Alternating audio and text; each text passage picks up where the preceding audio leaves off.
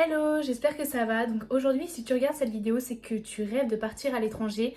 Donc dans cette vidéo, je vais t'expliquer toutes les démarches à réaliser pour pouvoir vivre cette expérience inoubliable. Avant de commencer, j'aimerais insister sur le fait qu'il faut être sûr de son projet et bien renseigné parce que ce n'est pas quelque chose à prendre à la légère. Vous allez aller dans un pays dont vous ne parlez pas la langue pendant des mois. Donc il est nécessaire d'être bien préparé. Donc pour cela, nous avons créé un guide gratuit que vous pouvez retrouver sur notre site internet afin de vous informer au maximum. Donc il y a différentes vidéos sur différents thèmes qui vont vous aider à bien vous préparer pour votre expérience à l'étranger. Maintenant, je vais vous parler des démarches à réaliser pour pouvoir partir à l'étranger.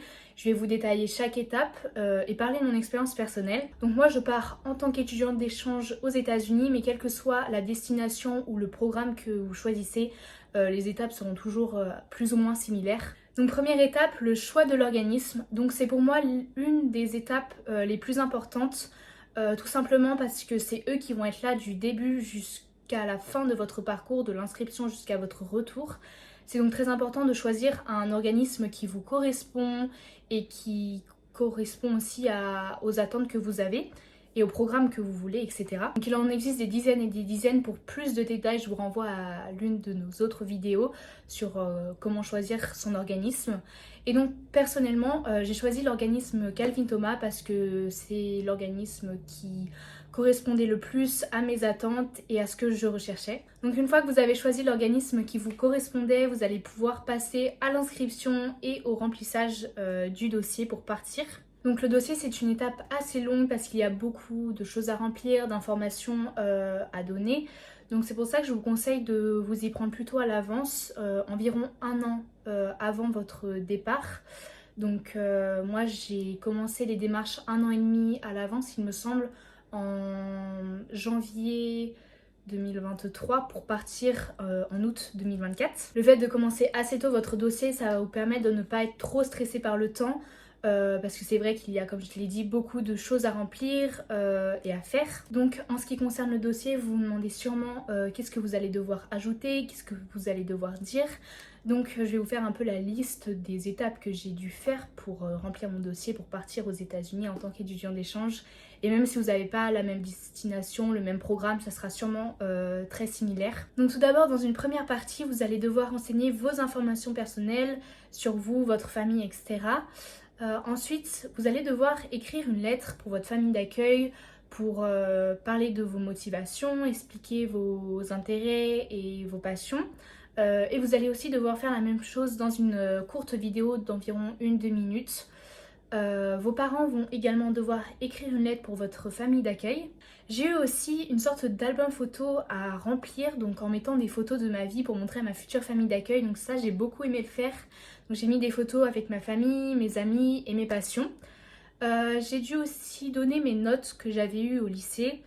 Et enfin, il y a la partie médicale, donc la plus longue pour moi à remplir parce qu'il y a tous les vaccins à faire, donc les allers-retours un peu chez le médecin et d'autres papiers médicaux à remplir. Donc ça prend aussi un peu de temps, donc c'est pour ça encore qu'il faut commencer le plus tôt possible en fait votre dossier.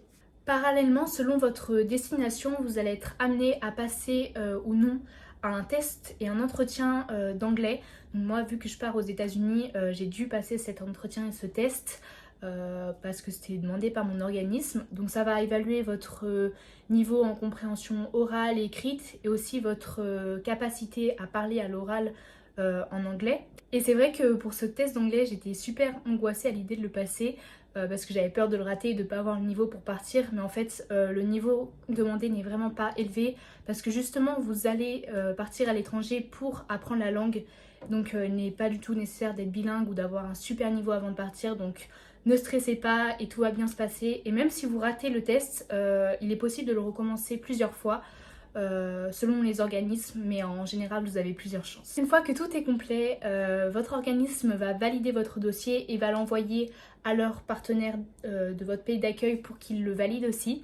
Donc à partir de ce moment, les recherches de famille d'accueil vont commencer.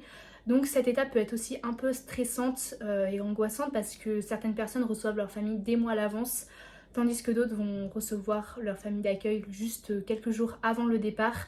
Mais rassurez-vous, vous allez tous partir et justement c'est pour vous rechercher la famille qui vous correspond le mieux. Donc il n'y a pas de souci à se faire là-dessus. Donc, parallèlement, vous allez ensuite entamer les démarches pour obtenir votre visa. Donc pareil, là c'est votre organisme qui va vous donner le top départ pour commencer les démarches pour obtenir votre visa.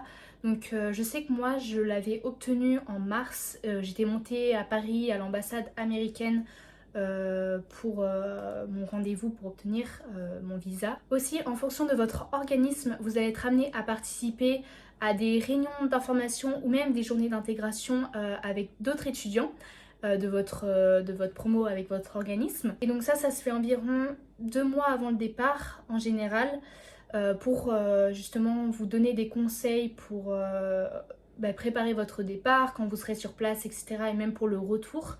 Donc moi j'ai dû participer à une réunion d'information avec l'un de mes parents en visio. Et donc j'ai pu poser les questions que j'avais, si j'avais des doutes, des craintes, etc. Donc je trouve que c'est une super étape pour parler avec les autres étudiants de sa promo de nos ressentis actuels et même poser des questions aux personnes de nos organismes. Et puis la dernière étape, tout simplement, il ne vous restera plus qu'à faire vos affaires, préparer votre valise et à prendre l'avion pour le grand départ. Donc voilà, j'espère que cette vidéo vous aura plu, vous aura aidé et vous aura un peu plus éclairé sur toutes les démarches à réaliser pour partir à l'étranger. Ensuite, si vous avez encore des questions, n'hésitez pas à nous contacter, mais je vous invite quand même avant à aller voir toutes nos autres vidéos sur notre site puisqu'on aborde différents sujets et donc ça pourra vous aider à bien vous préparer si vous posez encore des questions.